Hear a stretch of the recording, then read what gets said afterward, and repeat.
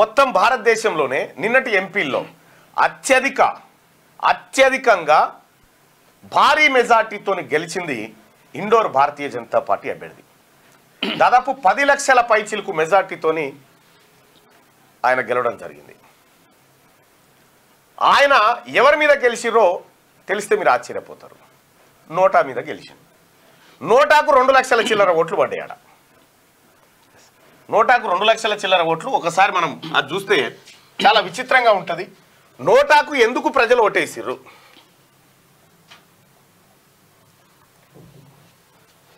నోటాకు ప్రజలు ఎందుకు ఓటేసిర్రు అనేది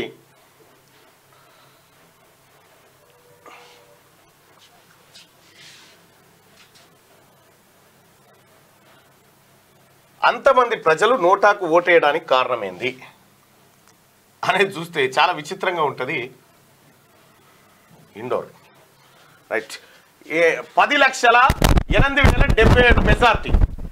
ఈయన పేరు లల్వానీ, శంకర్ లల్వానీ.